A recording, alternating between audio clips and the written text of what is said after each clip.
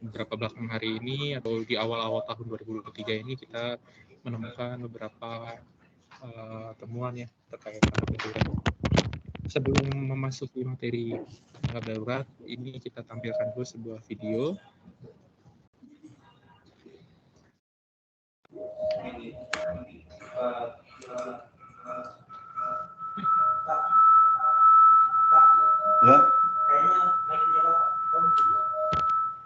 Suaranya dubbing nih.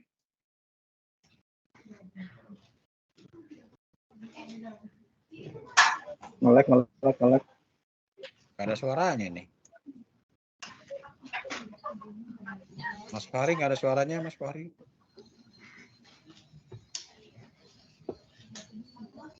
Dari Fahri belum ada suaranya katanya. Mungkin bisa.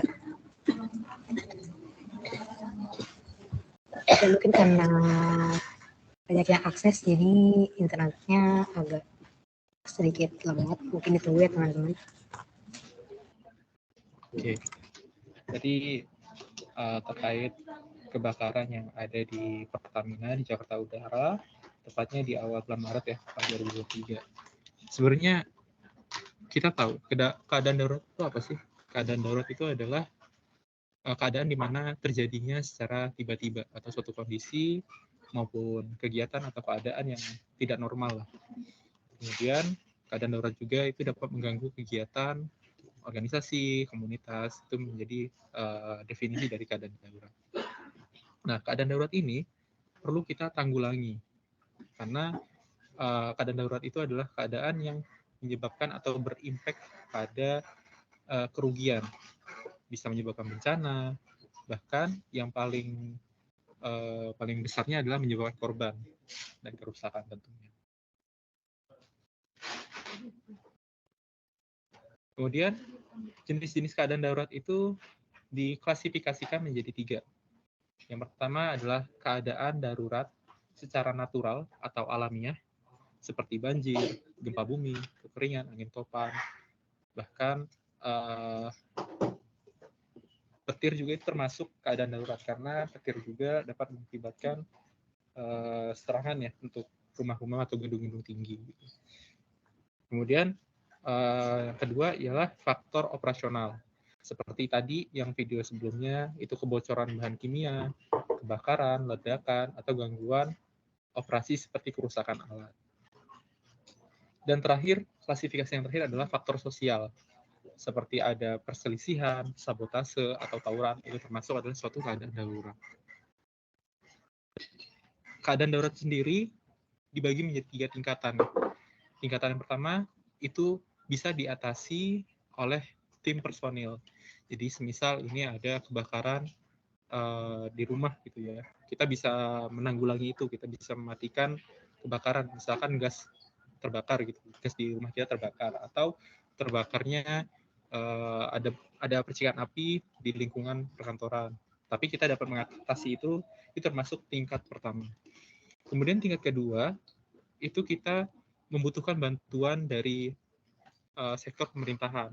Ini biasanya keadaan di mana api sudah membesar dan kita tidak bisa memadamkannya sendiri, atau semisal ini ada suatu bencana seperti gempa, itu kita membutuhkan bantuan dari pemerintah. Dan tingkatan ketiga itu adalah tingkatan yang membutuhkan koordinasi pada tingkat nasional maupun internasional. Seperti yang terjadi waktu tahun 2024, bencana tsunami di Aceh, itu termasuk bahaya tingkatan ketiga. Nah, apa sih flow persiapan dan tanggap darurat ini? Ialah faktor pertama atau bagaimana kita mencegah itu adalah memonitoring dari sisi ketiganya. Jika terjadi keadaan darurat, maka dilakukan penanganan segera dan kemudian melaporkan keadaan darurat tersebut. Setelah kita melakukan pelaporan, nanti akan ada penanganan oleh tim darurat. Ini secara internal. Ini biasanya ketika keadaan darurat ini masih dalam skala kecil. Namun apabila ternyata tim internal ini tidak bisa menanggulanginya, maka kita membutuhkan bantuan dari dinas terkait. Jika tim internal ini ternyata bisa menanggulanginya, maka nanti setelah ditangani keadaan darurat tersebut harus melaporkan penanganan daruratnya seperti apa dan melakukan penyelidikan darurat yang terjadi.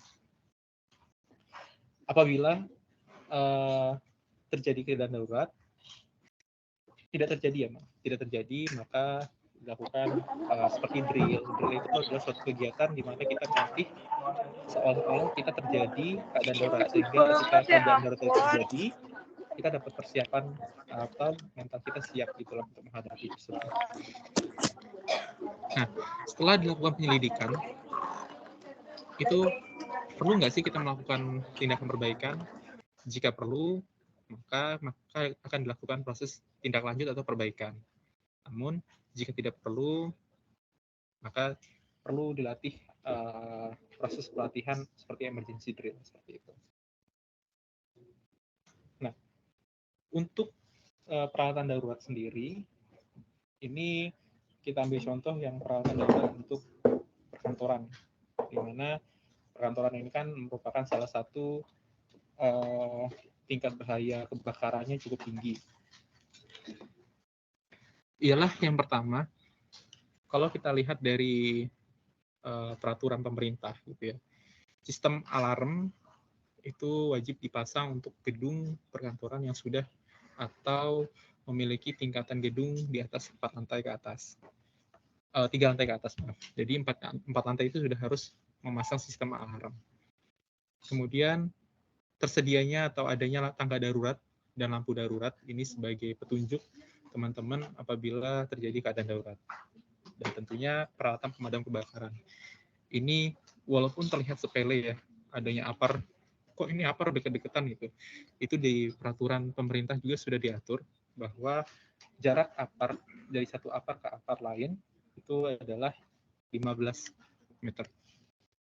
Kemudian harus adanya fasilitas komunikasi.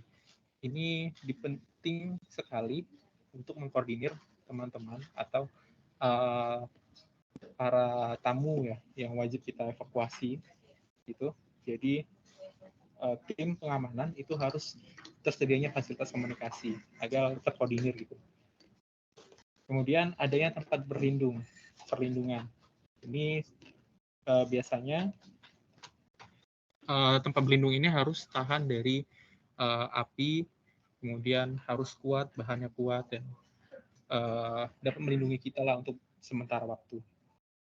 Kemudian harus tersedianya hidran dan untuk lab-lab atau yang mengandung bahan kimia itu harus adanya stasiun pencuci mata.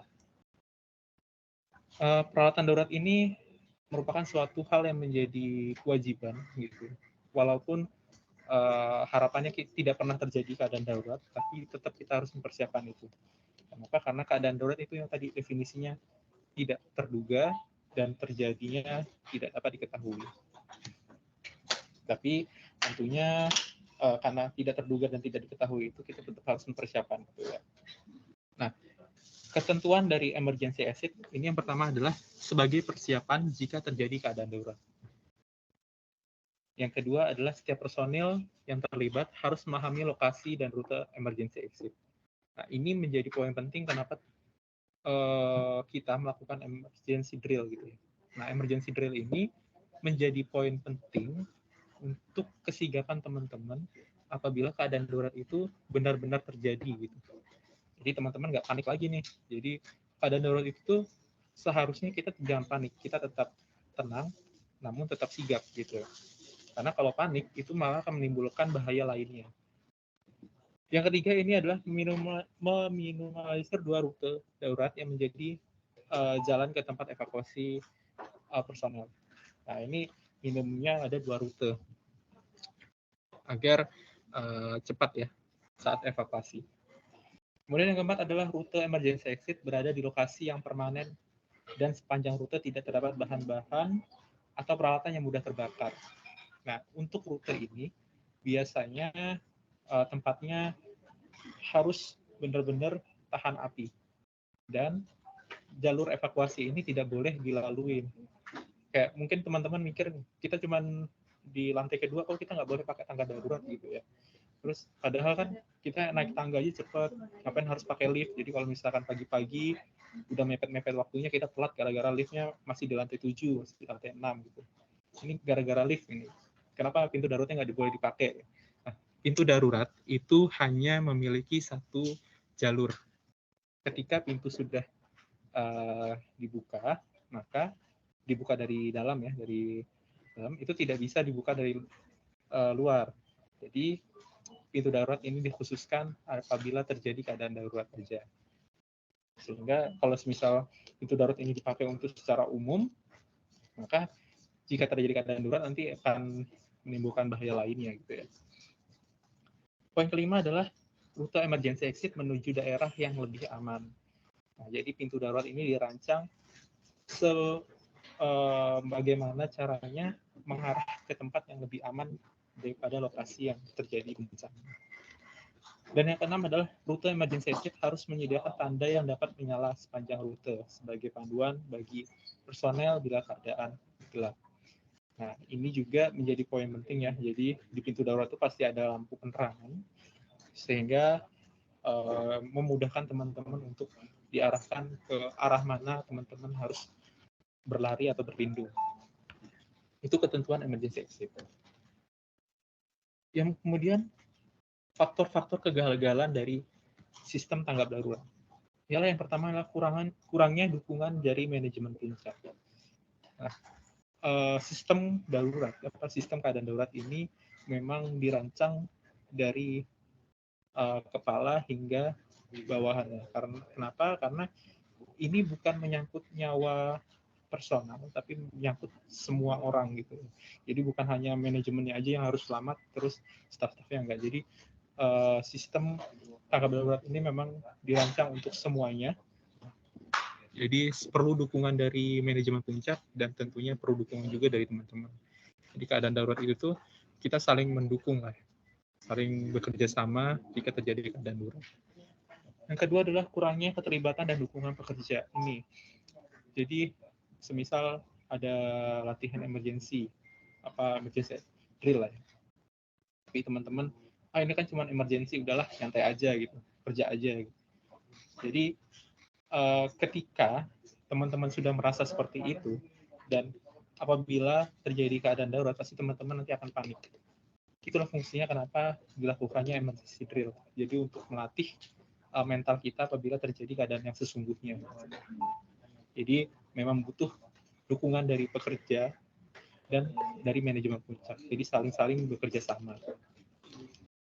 Kemudian poin ketiga adalah kurang atau tidak ada perencanaan serta pekerja tidak dijelaskan mengenai tindakan atau langkah yang dilakukan jika terjadi keadaan darurat. Yang keempat, kurangnya pelatihan dan pendidikan serta tidak terintegrasi dengan prosedur operasi lainnya. Dan yang kelima, tidak ada penanggung jawab yang ditunjuk khusus untuk mengkoordinir sistem tanggap darurat. Dan yang terakhir, sistem tanggap darurat tidak dievakuasi atau disempurnakan secara berkala, dan sistem komunikasi dan peringatan dini tidak memadai. Nah, jadi sistem keadaan darurat atau prosedur darurat ini tetap harus diperbarui gitu, tetap harus mengikuti perkembangan zaman juga untuk teman-teman merasa aman lah ya. Dan sistem ini tetap menjamin keadaan teman-teman gitu.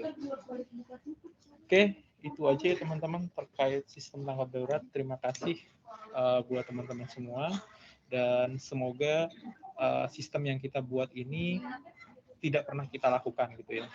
Dalam konteks artinya semoga tidak akan pernah ada bencana gitu buat teman-teman gitu.